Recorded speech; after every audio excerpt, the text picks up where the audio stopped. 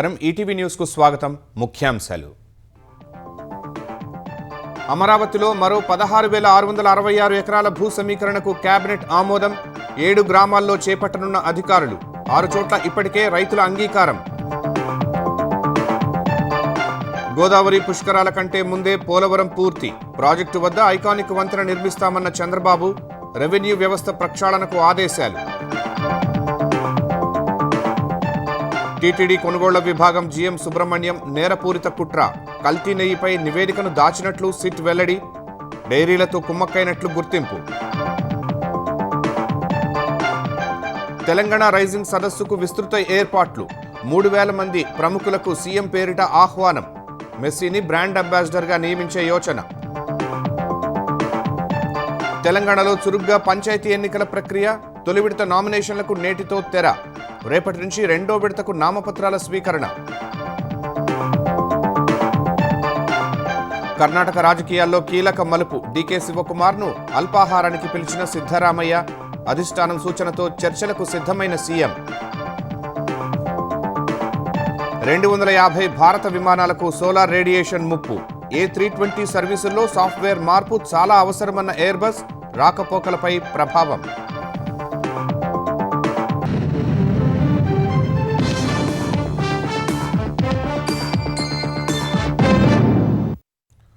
రాజధాని అమరావతి నిర్మాణానికి రైతుల నుంచి మరో 16,666.57 ఎకరాల భూమిని సమీకరించాలని ఆంధ్రప్రదేశ్ కేబినెట్ నిర్ణయించింది. 2,500 ఎకరాల్లో అంతర్జాతీయ క్రీడానగరం, Amaravati inner ring road, railway station, railway track నిర్మాణానికి ఈ భూమిని వినియోగించనుంది. ఎయిర్పోర్ట్, స్మార్ట్ ఇండస్ట్రీస్ కోసం మరికొంత భూమిని ఇంకో దఫాలో సమీకరించేందుకు ప్రభుత్వం కసరత్తు చేస్తోంది.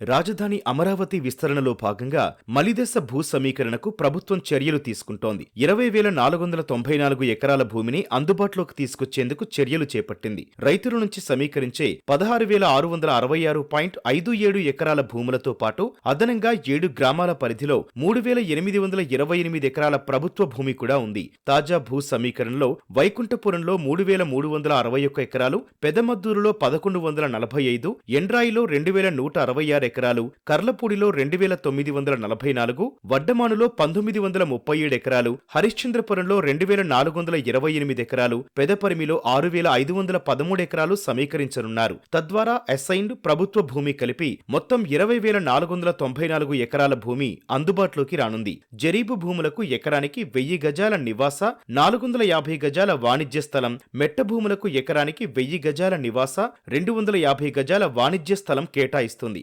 దీంతో పాటు వార్షిక కౌలును ప్రభుత్వం చెల్లిస్తుంది. ఇక్కడ ఉన్న వాళ్ళ యొక్క గ్రోత్ రావాలన్నా, భూములకు విలువ రావాలన్నా ఖచ్చితంగా ఇక్కడ స్మార్ట్ ఇండస్ట్రీస్ రావాలి. దానికి సంబంధించి ఈరోజు 16,666 ఎకరాలు ల్యాండ్ పూలింగ్ తీసుకోవడానికి ఈరోజు క్యాబినెట్ ఆమోదం ముద్దేసింది. ఇమీడియట్గా ఇంటర్నేషనల్ స్పోర్ట్స్ సిటీకి, రైల్వే ట్రాక్కి, ఇన్నర్ రింగ్ రోడ్ ఏదైతే వస్తుందో ఆ ఏరియాలో ఈ ల్యాండ్ ఇచ్చింది తీసుకున్నాం. ఆ ఎయిర్పోర్ట్కి, స్మార్ట్ ఇండస్ట్రీస్కి తీసుకోవడానికి కూడా వర్కౌట్ చేస్తున్నారు. ఇక్కడ కంప్లీట్గా ఎక్స్క్లూజివ్గా ఒక ఇంటిగ్రేటెడ్ ఇంటర్నేషనల్ స్పోర్ట్స్ సిటీ వస్తుంది. పల్నాడు జిల్లా పరిధిలో 4 గ్రామాలు, గుంటూరు జిల్లా పరిధిలో 3 గ్రామాల్లో 2వ విడత భూ సమీకరణ జరగనుంది. ఈ ఏడాది జూన్లో జరిపిన ప్రజాభిప్రాయ సేకరణలో 6 గ్రామాల్లో రైతులు భూములిచ్చేందుకు సంసిద్ధత వ్యక్తం చేశారు. పెద్దపరిమిలో మాత్రం వ్యతిరేకించారు. ప్రస్తుతం సెక్షన్ 55(4) కింద కాంపిటెంట్ అధికారి ప్రాంతాల వారీగా భూ సమీకరణ ప్రకటన జారీ చేస్తారు. కొత్తగా సమీకరించే ప్రాంతంలో ఆంధ్రప్రదేశ్ క్యాపిటల్ రీజియన్ భూ సమీకరణ పథకం 2025 రూల్స్ ను వర్తింపజేస్తారు. వీటిపై గతంలోనే నిర్ణయం తీసుకున్నారు. భూ సమీకరణ నోటిఫికేషన్ జారీ చేసిన సెక్షన్ 49 ప్రకారం రైతులు భూములు సాగు చేయటం లేదా ఇతర అవసరాలకు వినియోగించకుండా నిషేధించనున్నారు. రెవెన్యూ వ్యవస్థను ఖచ్చితంగా ప్రక్షాళన చేయాలని సీఎం చంద్రబాబు స్పష్టం చేశారు. ఇందులో సమస్యలు రావణ కాష్టంలా కొనసాగుతూనే ఉంటున్నాయని ఆయన అభిప్రాయపడ్డారు. మంత్రివర్గ సమావేశం ముగిశాక తాజా పరిణామాలపై సహచర మంత్రులతో చంద్రబాబు చర్చించారు. రాజధానిలో inner, outer ring road, sports city, railway station ఏర్పాటుకు కేంద్రం పూర్తిగా సహకరిస్తోందని సీఎం తెలిపారు. రాయలసీమను హార్టికల్చర్ హబ్ గా అభివృద్ధి చేసేందుకు కూడా కేంద్రం సహకరిస్తోందని తెలిపారు. పూర్వోదయ ప్రాజెక్టు ద్వారా రాష్ట్రంలోని వెనకబడిన ప్రాంతాల అభివృద్ధి జరగనుందని వివరించారు. పెట్టుబడులు పెట్టేందుకు ముందుకొచ్చిన వారికి భరోసా కల్పించడంతో పాటు పెట్టుకున్న నమ్మకాన్ని నిలబెట్టుకోవాల్సిన బాధ్యత అందరిపై ఉందన్నారు. భూములివ్వడంతో పాటు పరిశ్రమలు గ్రౌండ్ చేయించుకోవడము చాలా అవసరమని అధికారులకు సూచించారు. 2027 మే నాటికి పోలవరం ప్రాజెక్టు పూర్తి చేయాలనే లక్ష్యంతో పనిచేస్తున్నామని చంద్రబాబు తెలిపారు. గోదావరి పుష్కరాల కంటే ముందే ఈ ప్రాజెక్టును పూర్తి చేయాలని చూస్తున్నామని వెల్లడించారు. పోలవరం వద్ద ఒక ఐకానిక్ వంతెన నిర్మాణం చేపట్టబోతున్నామని చెప్పారు. దిత్వా తుపాను వల్ల ఎక్కువ నష్టం జరగకుండా చర్యలు తీసుకోవాలని సీఎం సూచించారు. ఇన్ఛార్జి మంత్రులు వారికి కేటాయించిన జిల్లాల్లో ఉండి పర్యవేక్షించాలని ఆదేశించారు. పోలవరం ప్రాజెక్టు రాజధాని అమరావతికి కేంద్రం అందిస్తున్న సహకారం ఎంతో విలువైందని ఆంధ్రప్రదేశ్ ఉప ముఖ్యమంత్రి పవన్ కళ్యాణ్ అన్నారు. గత రాత్రి జనసేన ఎంపీలతో సమావేశమైన పవన్ డిసెంబర్ 1 నుంచి ప్రారంభం కానున్న పార్లమెంటు శీతాకాల సమావేశాల్లో అనుసరించాల్సిన విధానంపై దిశానిర్దేశం చేశారు. మచిలీపట్నం ఎంపీ వల్లభనేని బాలశౌరి, కాకినాడ ఎంపీ తంగెళ్ల ఉదయ్ శ్రీనివాస్ ఈ సమావేశానికి హాజరయ్యారు. పంచాయతీల్లో మౌలిక సదుపాయాల కల్పనకు వివిధ కేంద్ర పథకాల ద్వారా మంజూరయ్యే నిధులు ఈ ఆర్థిక సంవత్సరం రావాల్సిన నిధులు త్వరగా విడుదల చేసేలా కేంద్ర మంత్రుల దృష్టికి తీసుకువెళ్లాలని ఎంపీలకు పవన్ సూచించారు. జంగారెడ్డిగూడెం, నిడదవోలు మున్సిపాలిటీల హోదాను పెంచుతూ ఆంధ్రప్రదేశ్ ప్రభుత్వం ఆదేశాలు జారీ చేసింది. జంగారెడ్డిగూడెం మున్సిపాలిటీని గ్రేడ్ 2 నుంచి గ్రేడ్ 1కి పెంచుతూ ఉత్తర్వులు ఇచ్చింది. 2022 నుంచి 2025 వరకు వచ్చిన ఆదాయాన్ని పరిగణలోకి తీసుకుని గ్రేడ్ 1 మున్సిపాలిటీగా అప్గ్రేడ్ చేసింది. నిడదవోలు మున్సిపాలిటీని గ్రేడ్ 2 నుంచి స్పెషల్ గ్రేడ్కు పెంచింది. 2022 నుంచి 2025 వరకు పెరిగిన మున్సిపాలిటీ ఆదాయాన్ని పరిశీలించి స్పెషల్ గ్రేడ్ హోదా కల్పించింది. తెలంగాణ రైజింగ్ గ్లోబల్ సదస్సుకు తెలంగాణ ప్రభుత్వం భారీగా ఏర్పాట్లు చేస్తోంది. దేశ విదేశాలకు చెందిన ప్రముఖులకు ఆహ్వానాలు పంపిస్తోంది. వివిధ రంగాలకు చెందిన సుమారు 3,000 మందికి ముఖ్యమంత్రి రేవంత్ రెడ్డి పేరిట ఆహ్వాన పత్రికలు పంపించారు. డిసెంబర్ 8, 9న జరగనున్న గ్లోబల్ రైజింగ్ సదస్సుకు భారత్ ఫ్యూచర్ సిటీలో ఏర్పాట్లు చురుగ్గా జరుగుతున్నాయి. కాంగ్రెస్ ప్రభుత్వం ఏర్పడి 2 ఏళ్లు పూర్తి కానున్న సందర్భంగా నిర్వహించనున్న తెలంగాణ రైజింగ్ గ్లోబల్ సదస్సుకు భారీగా ఏర్పాట్లు జరుగుతున్నాయి. ప్రపంచ వేడుకగా కార్యక్రమాలు ఉండాలని దిశానిర్దేశించిన ముఖ్యమంత్రి రేవంత్ రెడ్డి ప్రతిరోజు వివిధ శాఖలపై సమీక్షలు నిర్వహిస్తున్నారు. దేశ విదేశాలకు చెందిన 3,000 మంది ప్రముఖులకు ఆహ్వానాలు పంపిస్తున్నారు. తరలి రండి, ఉజ్వల తెలంగాణలో పాలు పంచుకోండి అనే నినాదంతో ఆహ్వానిస్తున్నారు. బ్రిటన్ మాజీ ప్రధాని Tony Blair, Trump media and technology group director Eric Swider, పారిశ్రామిక దిగ్గజం Anand Mahindra, United Arab Emirates రాజవంశానికి చెందిన షేక్ తారిక్ అల్ ఖాసిమి, పలు అంతర్జాతీయ టెక్ కంపెనీల సీఈఓలు, పెట్టుబడిదారులు, స్టార్టప్ ఫౌండర్లు సదస్సుకు హాజరు కానున్నారు. ముఖ్యమంత్రి రేవంత్ రెడ్డి పేరిట వారికి ఆహ్వానం పంపిస్తున్నారు. వికసిత్ భారత్ 2047 జాతీయ వృద్ధి లక్ష్యాలకు అనుగుణంగా ప్రజాప్రభుత్వం తెలంగాణ రైజింగ్ 2047 డాక్యుమెంట్ తయారు చేసిందని ఆహ్వానంలో పేర్కొన్నారు. ఆర్థిక వృద్ధి, అన్ని రంగాల ప్రగతి, సంక్షేమం, సాధికారత, సమ్మిళిత వృద్ధి లక్ష్యంగా భవిష్యత్ తెలంగాణకు రోడ్ మ్యాప్ రూపొందించిందని వివరించారు. ఆ లక్ష్యాలను, తమ ప్రభుత్వ సంకల్పాన్ని ప్రపంచ వేదికపై ప్రదర్శించేందుకు డిసెంబర్ 8, 9 తేదీల్లో హైదరాబాద్లో తెలంగాణ రైజింగ్ గ్లోబల్ సమ్మిట్ 2025ను నిర్వహిస్తున్నామని, తప్పకుండా రావాలని సీఎం ఆహ్వానిస్తున్నట్లు లేఖలు పంపించారు. కొందరు ప్రముఖులు సదస్సుకు హాజరవుతున్నట్లు ఇప్పటికే సమాచారమిచ్చారు. ఫ్యూచర్ సిటీతో తెలంగాణ భవిష్యత్తును కొత్త పుంతలు తొక్కించే దిశగా ప్రభుత్వం సిద్ధమవుతోంది. డిసెంబర్ 13న ప్రపంచ ఫుట్బాల్ దిగ్గజం లియోనల్ మెస్సీ హైదరాబాద్ రానున్నారు. తెలంగాణ రైజింగ్ గ్లోబల్ సదస్సుకు ఇది ప్రత్యేక ఆకర్షణగా, ముగింపు ఘట్టంగా మెస్సీ పాల్గొనే వేడుకలోనే ప్రత్యేక ఫుట్బాల్ మ్యాచ్ నిర్వహిస్తారు. తెలంగాణ రైజింగ్ డాక్యుమెంట్ ను ప్రపంచవ్యాప్తంగా ప్రచారం చేసేందుకు మెస్సీని బ్రాండ్ అంబాసిడర్ గా నియమించాలని ప్రభుత్వం భావిస్తోంది. డిసెంబర్ 13న ది గోట్ మెస్సీని స్వాగతించడానికి, ఆతిథ్యం ఇవ్వడానికి ఆసక్తిగా ఎదురుచూస్తున్నా అని సీఎం రేవంత్ పేర్కొన్నారు. తెలంగాణ గ్లోబల్ రైజింగ్ సమ్మిట్ కోసం భారత్ ఫ్యూచర్ సిటీలో ఏర్పాట్లు జరుగుతున్నాయి. హౌసింగ్ బోర్డు ఎండీ గౌతమ్ నేతృత్వంలో ఏర్పాట్లు చేస్తున్నారు. తెలంగాణలో గ్రామ పంచాయతీ ఎన్నికల మొదటి విడత నామినేషన్ల ప్రక్రియ నేటితో ముగియనుంది. నిన్నటి వరకు సర్పంచ్ పదవులకు 8,198, వార్డు సభ్యులకు 11,502 నామినేషన్లు దాఖలయ్యాయి. డిసెంబర్ 3న నామినేషన్ల ఉపసంహరణ గడువు ముగిసిన తర్వాత పోటీలో ఉన్న అభ్యర్థుల వివరాలను ప్రకటిస్తారు. డిసెంబర్ 11న మధ్యాహ్నం 1 గంట వరకు తొలి విడత పోలింగ్ జరగనుంది. అదే రోజు మధ్యాహ్నం ఓట్లు లెక్కించి వార్డు సభ్యులు, సర్పంచ్తో పాటు ఉప సర్పంచ్ ఎన్నిక పూర్తి చేస్తారు. రెండో విడత పంచాయతీ ఎన్నికల ప్రక్రియ రేపు ప్రారంభం కానుంది. డిసెంబర్ 2 వరకు నామినేషన్లు స్వీకరించి డిసెంబర్ 6న నామినేషన్ల ఉపసంహరణ గడువు ముగిసిన తర్వాత పోటీలో ఉన్న అభ్యర్థుల వివరాలను ప్రకటిస్తారు. డిసెంబర్ 14న పోలింగ్ నిర్వహించి అదే రోజు మధ్యాహ్నం ఓట్లు లెక్కించి ఫలితాలు ప్రకటిస్తారు. పలుచోట్ల ఏకగ్రీవాలకు ప్రయత్నాలు జరుగుతున్న నేపథ్యంలో తెలంగాణ రాష్ట్ర ఎన్నికల సంఘం అప్రమత్తమైంది. ఏకగ్రీవ ఎన్నిక ప్రకటించేందుకు మార్గదర్శకాలు ప్రకటించింది. జిల్లా ఎన్నికల అథారిటీ పరిశీలించి అంతా సక్రమంగా ఉంటేనే ఏకగ్రీవ ఎన్నికకు నో అబ్జెక్షన్ ఇవ్వాలని ఆదేశించింది. మోసపూరితంగా బలవంతపు పద్ధతుల ద్వారా ఎన్నిక జరిగితే వాటిని రద్దు చేయనున్నట్టు ఎస్ఈసి స్పష్టం చేసింది.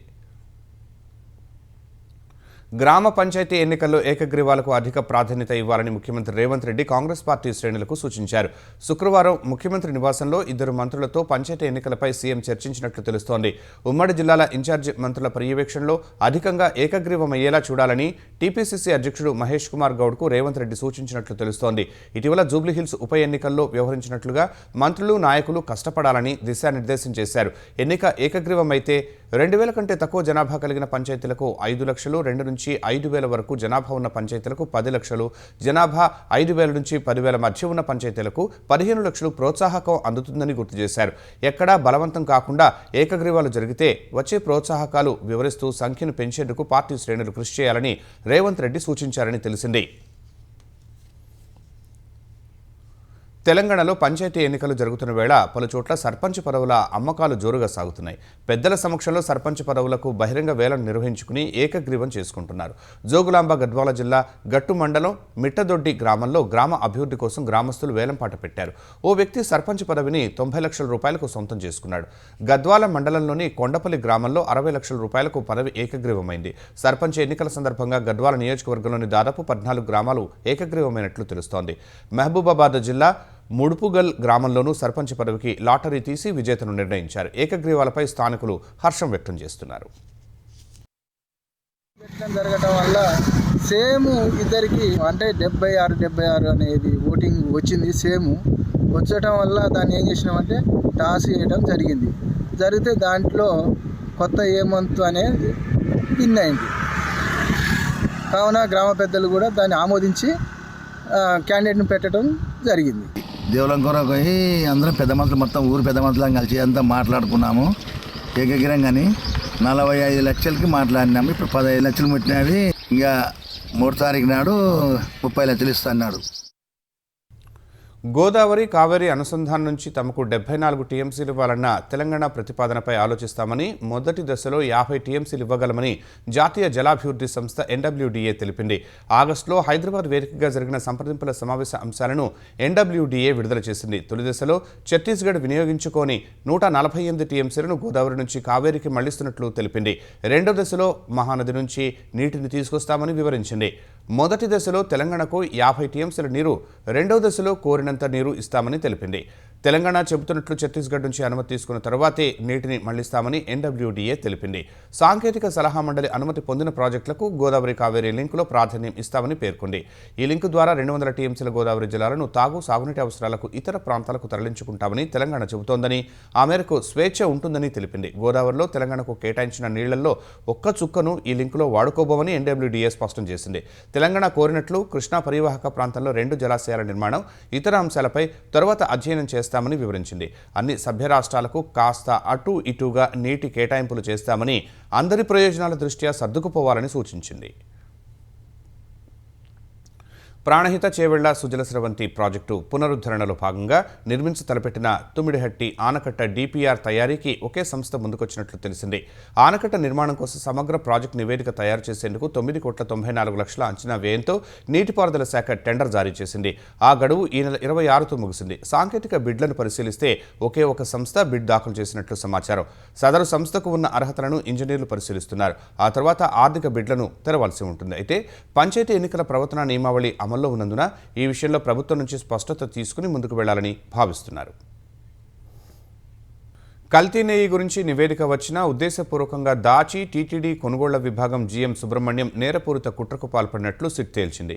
నెయ్యి సరఫరా చేసే అర్హత లేని బోలేబాబా, వైష్ణవి డైరీ, మాల్గంగా సంస్థల ప్రతినిధులతో కుమ్మక్కై ఆయా డైరీ ప్లాంట్లను తనిఖీ చేయకుండానే వాటికి అనుకూలంగా నివేదిక ఇచ్చినట్లు సిట్ నిర్ధారించింది.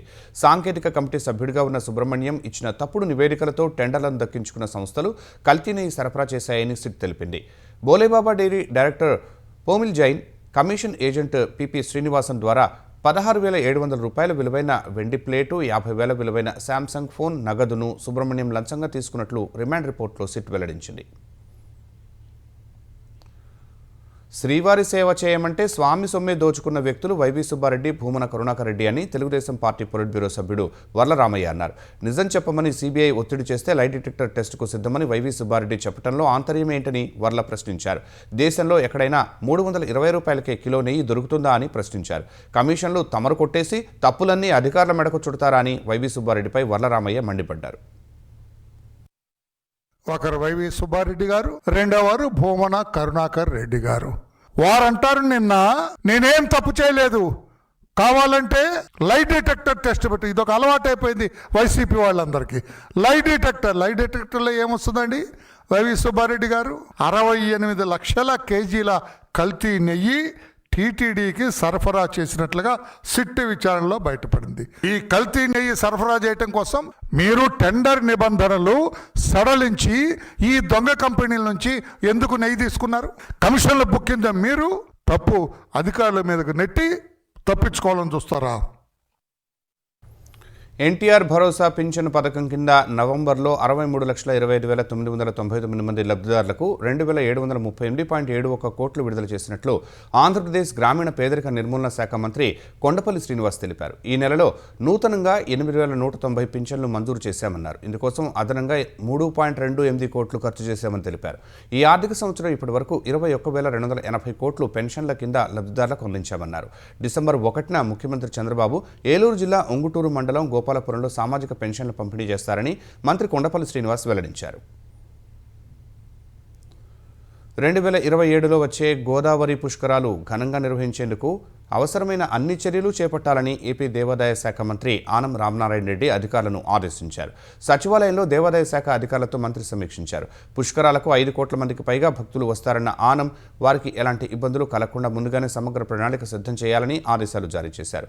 ఇందుకోసం అమలు చేస్తున్న ప్రణాళిక, తీసుకోవాల్సిన చర్యలపై అధికారులకు మంత్రి దిశానిర్దేశం చేశారు.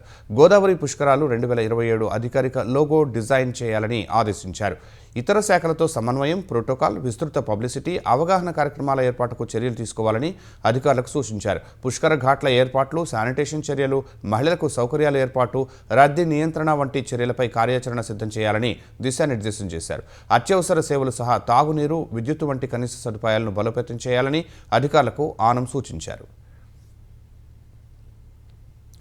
ప్రత్యేక తెలంగాణ రాష్ట్ర సాధన కోసం కేసీఆర్ దీక్ష ప్రారంభించిన నవంబర్ 29వ తేదీని మరోసారి అందరికీ గుర్తు చేసేలా దీక్షా దివస్ను నేడు బీఆర్ఎస్ నిర్వహించనుంది. హైదరాబాద్లోని తెలంగాణ భవన్తో పాటు తెలంగాణ వ్యాప్తంగా అన్ని జిల్లా కేంద్రాల్లోని పార్టీ కార్యాలయాల్లో ఈ మేరకు ఏర్పాట్లు చేసింది. జిల్లాల్లో పార్టీ కార్యాలయాలను అందంగా అలంకరించారు. తెలంగాణ తల్లి విగ్రహానికి, అమరవీరుల స్తూపానికి నివాళులు అర్పించిన అనంతరం కేసీఆర్ భారీ కటౌట్కు పాలాభిషేకం చేయనున్నారు. దీక్షా దివస్ సందర్భంగా పండ్ల పంపిణీ, అన్నదానం లాంటి సామాజిక సేవా కార్యక్రమాలు నిర్వహించాలని పార్టీ నాయకత్వం ఆదేశించింది. పార్టీ ముఖ్య నేతలు, ప్రజాప్రతినిధులు వారి వారి జిల్లాల్లో జరిగే కార్యక్రమాల్లో పాల్గొంటారు. హైదరాబాద్ తెలంగాణ భవన్లో మాజీ మంత్రి తలసాని శ్రీనివాస్ యాదవ్ ఆధ్వర్యంలో జరిగే కార్యక్రమాల్లో కేటీఆర్, ఇతర నేతలు పాల్గొంటారు. కేసీఆర్ తెలంగాణ ఉద్యమంపై రూపొందించిన ప్రత్యేక వీడియోను ప్రదర్శిస్తారు. ఉద్యమ ఘట్టాలతో ఛాయాచిత్ర ప్రదర్శన ఏర్పాటు చేశారు. కాళోజీ ఆరోగ్య విశ్వవిద్యాలయం ఉపకులపతి డాక్టర్ నందకుమార్ రెడ్డి రాజీనామా చేశారు. పరీక్షల జవాబు పత్రాల మూల్యాంకనం, ఇన్ఛార్జీల నియామకం వంటి అంశాల్లో ఇటీవల ఆయనపై ఆరోపణలు వచ్చాయి. పీజీ పరీక్షల్లో కొందరికి అక్రమంగా మార్కులు వేశారనే ప్రచారంపై విచారణ జరిపిన వైద్యారోగ్య శాఖ ఆరోపణల్లో నిజం ఉన్నట్లు తేల్చి ప్రభుత్వానికి నివేదిక ఇచ్చినట్లు తెలుస్తోంది. ఈ నేపథ్యంలో కాళోజీ హెల్త్ యూనివర్సిటీ వ్యవహారాలపై ముఖ్యమంత్రి రేవంత్ రెడ్డి ఆగ్రహం వ్యక్తం చేశారు. ప్రభుత్వానికి చెడ్డ పేరు తెచ్చే ఘటనల వెనుక ఎంతటి వారున్నా ఉపేక్షించవద్దని ఆదేశించారు. ఈ నేపథ్యంలో వీసీ పదవికి నందకుమార్ రెడ్డి రాజీనామా చేశారు. విమాన నియంత్రణలకు అవసరమైన కీలకమైన డేటాను పాడు చేసే సోలార్ రేడియేషన్ సమస్యను పరిష్కరించడానికి భారత సంస్థలు నడుపుతున్న 200 నుంచి 250 ఎయిర్బస్ విమానాలకు సాఫ్ట్వేర్ మార్పులు అత్యవసరమని ఎయిర్బస్ సంస్థ తెలిపింది. A320 ఫ్యామిలీకి చెందిన విమానాల్లో ఈ సమస్యను గుర్తించినట్లు పేర్కొంది. సాఫ్ట్వేర్ను మార్చేందుకు విమానాలు అన్నింటినీ గ్రౌండ్ చేయాల్సి ఉంటుందని వెల్లడించింది. A320 ఫ్యామిలీ నారో బాడీ విమానాలకు భారత్ ప్రధాన మార్కెట్గా ఉంది. ఇండిగో, ఎయిర్ ఇండియా ఎక్స్ప్రెస్లు ఈ విమానాలను నడుపుతున్నాయి. ఈ అసౌకర్యానికి చింతిస్తున్నామని, అయితే భద్రతే తమ ప్రధాన ప్రాధాన్యమని ఎయిర్బస్ తెలిపింది. సోలార్ రేడియేషన్ కారణంగా ఎదురయ్యే ముప్పును పరిష్కరించేందుకు సాఫ్ట్వేర్ లేదా హార్డ్వేర్ రీఅలైన్మెంట్ను నిర్వహిస్తున్నందున ఇవాళ కొన్ని విమానాలు ఆలస్యం లేదా రద్దవుతాయని ఇండిగో, ఎయిర్ ఇండియా ఎక్స్ప్రెస్ వంటి భారతీయ విమానయాన సంస్థలు తెలిపాయి. ప్రయాణికులకు కలిగిన అసౌకర్యానికి చింతిస్తున్నట్టు పేర్కొన్నాయి. భారత్కు గాయాలుగా మారిన 3 హాట్స్పాట్లు నక్సలిజం, ఈశాన్య రాష్ట్రాలు, జమ్మూ కశ్మీర్ సమస్యలకు మోదీ సర్కార్ శాశ్వత పరిష్కారాలను అందించిందని కేంద్ర హోంమంత్రి అమిత్ షా చెప్పారు. ఆయా ప్రాంతాలు త్వరలోనే దేశంలోని మిగిలిన ప్రాంతాల్లా మారతాయని విశ్వాసం వ్యక్తం చేశారు. వికసిత్ భారత్ లక్ష్యానికి అనుగుణంగా సురక్షిత్ భారత్ నిర్మాణం కోసం రోడ్ మ్యాప్ను తీర్చిదిద్దే లక్ష్యంతో ఛత్తీస్గఢ్ రాజధాని రాయ్పూర్లో ప్రారంభమైన డీజీపీ, ఐజీపీ వార్షిక సమావేశంలో అమిత్ షా పాల్గొన్నారు. డ్రగ్స్, వ్యవస్థీకృత నేరాలపై 360 డిగ్రీల కోణంలో దాడులు చేయాలని, ఆయా నేరాలకు పాల్పడే వారికి దేశంలో అంగుళం కూడా స్థలం లేకుండా చేయాలని అమిత్ షా సూచించారు. ఎన్సీబీతో రాష్ట్రాల పోలీసు దళాలు సమన్వయంతో పనిచేయడం ద్వారా ఆ దిశగా విజయం లభిస్తుందన్నారు. పాపులర్ ఫ్రంట్ ఆఫ్ ఇండియా రహస్య స్థావరాలపై తీసుకున్న చర్యలు కేంద్ర రాష్ట్రాల మధ్య సమన్వయానికి ఒక అద్భుత ఉదాహరణగా హోంమంత్రి కొనియాడారు. 40 ఏళ్ల నక్సలిజం సమస్య పరిష్కారానికి మోదీ సర్కార్ చేపట్టిన చర్యలు విజయవంతం అయ్యాయని చెప్పారు. 2014లో 126 నక్సల్ ప్రభావిత జిల్లాలు ఉండగా ఇప్పుడు 11కి తగ్గాయని వెల్లడించారు. వచ్చే ఏడాది డీజీపీ, ఐజీపీ వార్షిక సమావేశం నాటికి దేశం నక్సలిజం నుంచి ముప్పు నుంచి పూర్తిగా విముక్తి పొందుతుందని అమిత్ షా విశ్వాసం వ్యక్తం చేశారు. మహారాష్ట్రలోని గోండియా జిల్లాలో 11 మంది మావోయిస్టులు తమ ఆయుధాలతో సహా పోలీసుల ఎదుట లొంగిపోయారు. లొంగిపోయిన వారిలో ఎంఎంసీ జోన్ ముఖ్య ప్రతినిధి అనంత్ అలియాస్ వికాస్ అలియాస్ వినోద్ సాయన్న కూడా ఉన్నారు.